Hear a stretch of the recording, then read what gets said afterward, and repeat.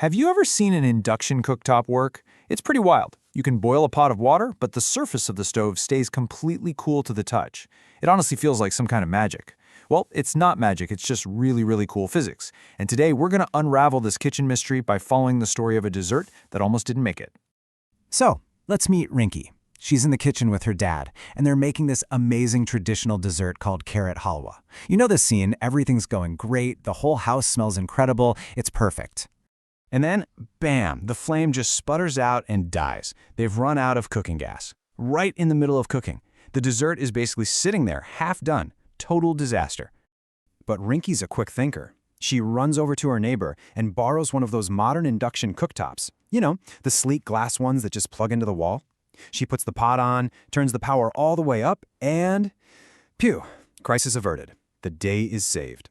Or is it? Okay, so fast forward an hour. And nothing.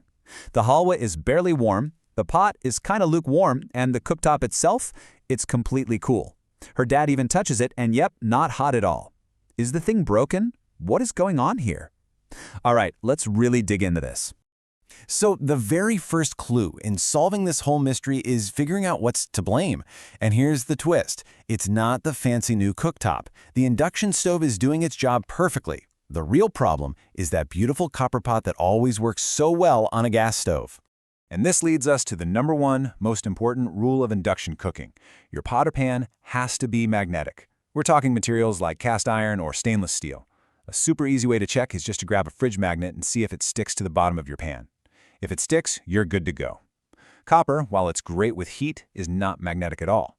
So on an induction stove, it's pretty much useless. Okay, so that explains what you need, a magnetic pot. But that doesn't really explain how it works, does it? How in the world does this glass surface make a magnetic pot scorching hot with no fire, no glowing red coils, nothing? This is where those invisible forces really come into play. It all boils down to a four-step process that happens in a flash.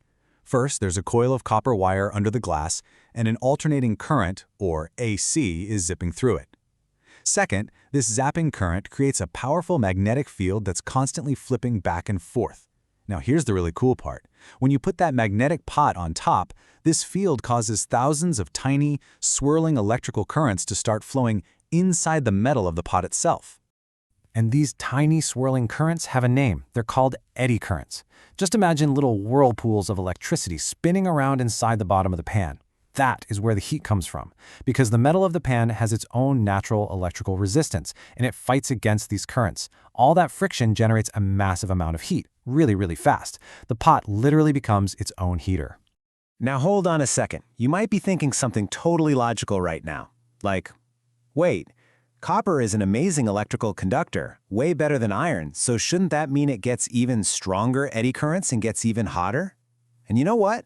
That is a fantastic question, but it gets at a really fascinating little quirk in the physics here. And this chart right here really lays it all out.